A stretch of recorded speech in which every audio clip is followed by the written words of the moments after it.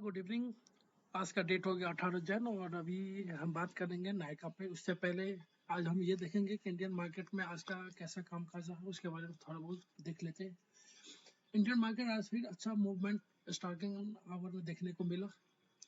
Sensex की बात किया जाए तो कल लगभग 500 पॉइंट प्लस में रहा और आज लगभग 300 पॉइंट प्लस में रहा। मतलब पिछले 2 दिन में लगभग सेंसेक्स 800 पॉइंट चला। वही निफ्टी की बात किया जाए तो आज फिर से ये 18,200 के आसपास आ गया, जो इसका अपर सर्किट है।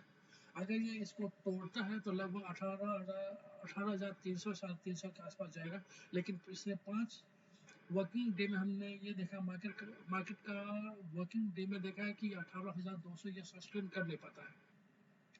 तो अब ये देखना होगा कि आने वाला ये 1-2 दिन या इस वीक में क्या 18,200 ये सस्टेन कर पाता है या नहीं, उस पर हम देखेंगे। या फिर जैसे ये अपना लोअर लो बनाता है वो भी हम देखेंगे, जो कल के मार्केट में भी मैंने बताया था 17,800 17,700 के आसपास है। तो ये अभी इसी गैप में market run up and down हो रहा है। तो चलिए अब हम बात करते हैं नायका के बारे में। नायका का 1 डे का अगर परफॉर्मेंस देखा जाए, आज का नायका का जो हाई है 133 का, जबकि लो है 123 का, और रिटर्न दिया आज के दिन में लगभग 3.5% नेगेटिव में रिटर्न दिया है। रुपया में बात किया जाए तो 4.35 रुपीज इसका टूटा है और आज का सीएमपी रहा 128 के आसपास का। वही 1 वीक में बात किया जाए तो 1 वीक में नायका का हाई है 156 का, लो है 132 का और रिटर्न दिया है लगभग 12% निगेटिव में रिटर्न दिया है। जबकि 1 मंथ के पैरामीटर पर अगर बात किया जाए तो इसका हाई है 169 का, लो है 132 का और रिटर्न दिया है लगभग 21% निगेटिव में रिटर्न दिया है। और 1 ईयर के पैरामीटर पर अगर देखा जाए, रिटर्न दिया है -62%, हाई है 347 का, लो है 123 के आसपास का। और मैक्सिमम का बात किया जाए तो ये वैसे तो 5 साल पुराना कंपनी है ना, 2021 में आया था, नवंबर 2021 याद देख लीजिए। उस समय से लेके अब तक कंपनी ने जो रिटर्न दिया लगभग 65% निगेटिव में रिटर्न दिया है, जबकि इसका हाई है 428 का, लो है 123 का। अब आपके दिमाग में यह आएगा कि कंपनी का आईपीओ आया था लगभग 2100-2200 के आसपास, जहां तक मुझे याद है, और यहाँ पे बता रहा है 428 का। इसका रीजन ये है कि इन्होंने आईपीओ लाया था 2100-2200 के आसपास का, 2150 और 2200 के आसपास का आईपीओ लाया था। उसके बाद कंपनी जब से मार्केट में लिस्टेड हुआ है तब से कंपनी डाउनग्रेड ही हुआ है। उसके बाद फिर से कंपनी ने अपना स्प्लिट किया है स्टॉक, इसीलिए इनका प्राइस जो ओरिजिनल प्राइस था वो स्प्लिट हो चुका है। तो जो स्प्लिट होने के बाद इनका प्राइस निकला पर इक्विटी शेयर, वो जो हाई उनका था उस हिसाब से 428 का इन्होंने हाई बना रखा है और लो है 123 का, और रिटर्न दिया है लगभग 65% निगेटिव में रिटर्न दिया है। अगर फोरकास्टिंग का बात किया जाए तो कंपनी पर जो R&D करते हो उनमें से जो 20 R&D करते हो उनमें से 16 का ये मानना है, 16% का ये मानना है कि कंपनी में अभी पैसा लगाना चाहिए, क्योंकि कंपनी अभी बहुत नीचे जा चुका है। जो इसका प्राइस है उससे काफी ज्यादा नीचे जा चुका है। और परसेंटेज में बात किया जाए तो 75% का ये मानना है कि आप इसमें पैसा लगाइए एक लंबी दूरी के लिए, लंबे डिस्टेंस के लिए। लंबे डिस्टेंस बोलने का मतलब यहाँ पे है कि कम से कम 3 साल 4 साल 5 साल के लिए। देखिए टोटल रेवेन्यू यहाँ पर मैं लास्ट 3 साल का बात करेंगे 2020, 2021 और फाइनेंशियल ईयर 2022। अगर फाइनेंशियल ईयर 2020 का बात किया जाए टोटल रेवेन्यू का तो 1777.85 करोड़ टोटल रेवेन्यू रहा। वही 2000 फाइनेंशियल ईयर 2021 का बात किया जाए तो टोटल रेवेन्यू रहा 2452 करोड़, और फाइनेंशियल ईयर 2022 का बात किया जाए ये इंक्रीज होके हो जाता है 3800 करोड़ के आसपास। तो टोटल रेवेन्यू कंपनी के फेवर में बेहतरीन है। अगर ईबिटा को बात किया जाए तो ईबिटा 2020 में रहा 93.31 का, जबकि 2021 में 170.01 और फाइनेंशियल ईयर 2022 में 191। ये भी इंक्रीज हो रहा है, ये भी अच्छा लग रहा है, ये भी सही चल रहा है।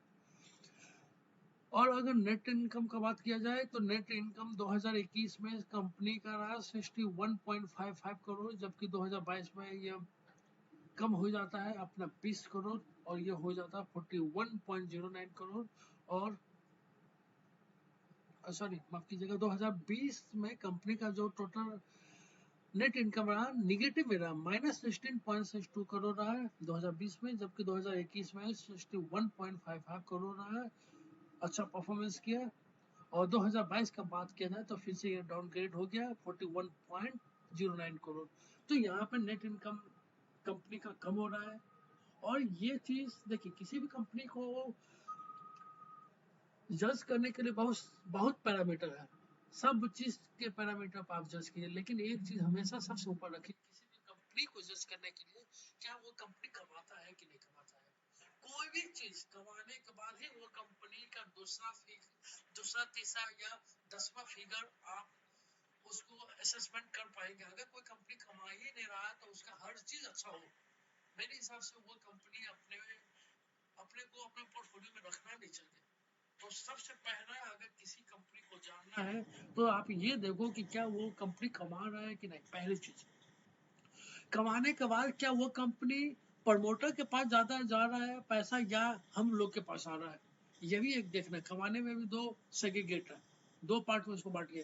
पहला पार्ट ये देखिए क्या कंपनी अपने पास पैसा रख रहा है या हमें भी दे रहा है। तो ये दोनों चीज देखने के बाद ही आप उस कंपनी में असेसमेंट कीजिए, क्या रहना है, नया पोजीशन बनाना है या फिर नहीं बनाना है। तो नेट इनकम मुझे नहीं लग रहा है ये कंपनी के फेवर में है, क्योंकि डाउनग्रेड हो रहा है।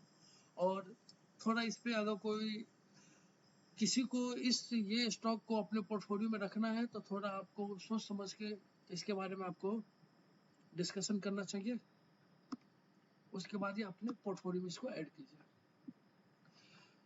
शेयर होल्डिंग की बात किया जाए तो जो प्रमोटर है उनके पास लगभग 53% है, वहीं म्यूचुअल फंड के पास 2.16, DIIs के पास 0.77, FIIs के पास 6.16 और आप और मेरे जैसे लोगों के पास लगभग 38%।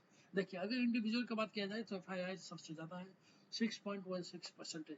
आपको मैंने लास्ट वीडियो में भी बताया था कि जो किसी भी स्टॉक को अपने पोर्टफोलियो में ऐड करने के लिए 5 से 10 पैरामीटर होता है, उसमें से पहला पैरामीटर है कि क्या कंपनी कमा रहा है कि नहीं, नेट प्रॉफिट हो रहा है कि नहीं, पहली चीज। दूसरा चीज ये देखिए कि क्या उस कंपनी पर FIIs का विश्वास है कि नहीं है। ऐसा नहीं कि म्यूचुअल फंड हो गए या आप हम हो गए या फिर प्रमोटर है और आप और हम बस दो ही लोग लेके बैठे हुए हैं, तो वो कंपनी अच्छा नहीं होता, बिल्कुल भी अच्छा नहीं होता है। ये भी देखिए कि क्या उस कंपनी पे क्या प्रमोटर, ऐसा नहीं कि प्रमोटर खुद है ही नहीं। जैसे पेटीएम देख लीजिए, उसका प्रमोटर कुछ है ही नहीं, सबने बेच के निकाला। जब प्रमोटर को खुद ही विश्वास नहीं है अपने कंपनी पे, तो आपको और हमें क्या विश्वास होगा कि वो कंपनी को अपने पोर्टफोलियो में रखना है कि नहीं रखना है। तो यहाँ पर यह भी देखने वाली बात है कि प्रमोटर देखिए और FII देखिए, सबसे बड़ी चीज है FII और प्रमोटर, ये दोनों को भी देखिए कि इस पैरामीटर पे क्या इसके इनके पास स्टॉक है कि नहीं है। तो ये भी मुझे अच्छा लग रहा है, कंपनी के फेवर में लग रहा है। और अब हम देखेंगे क्या कंपनी डिविडेंड दे रही है कि नहीं दे रही है, वो भी हम देख लेते हैं। कंपनी का डिविडेंड यहाँ पर कुछ नहीं दे रही है। तो अब 2-3 क्वेश्चन है आपके मन में कि क्या अभी इस पोजीशन पे जो कंपनी का CMP है 128 का, क्या अभी इस पे नया पोजीशन बनाना है। मैं बोलूँगा बिल्कुल मत बनाइए, नया पोजीशन बनाने के लिए अभी टाइम नहीं है। अगर इनमें नया पोजीशन आपको बनाना है तो ये 110 के आसपास आए तब आप नया पोजीशन बनाइए। दूसरी चीज़ है, क्या हम एवरेज कर सकते हैं, एवरेज कर सकते हैं 120 के आसपास आए तो आप एवरेज करना स्टार्ट कीजिए, 2 4 10 लेग के SIP मोड में इसको एवरेज कीजिए। तीसरा कि क्या ये कंपनी लॉन्ग लास्टिंग अपने पोर्टफोलियो में रख सकते हैं, मतलब लंबे समय के लिए रख सकते हैं, बेशक रखिए। नायका आने वाले समय में और प्रेजेंट में भी आप कहीं भी किसी भी शॉपिंग मॉल में जाइए देखिए नायका का है, तो मुझे लगता है आने वाले समय में नायका और भी आगे बढ़ने की उम्मीद है। तो बेशक अपने पोर्टफोलियो में रखिए, इतना पैसा मत लगाइए, हाँ लेकिन थोड़ा बहुत पैसा इसमें बना के रखिए। मुझे लग रहा है आने वाले समय में आपको अच्छा फायदा और अच्छा पैसा कमा के दे सकता है। चलिए यहीं पे मैं बाइन अप कर रहा हूँ, और किसी को कोई क्वेश्चन पूछना है मुझे कमेंट बॉक्स में आप कमेंट कर सकते हैं। धन्यवाद, थैंक यू सो मच।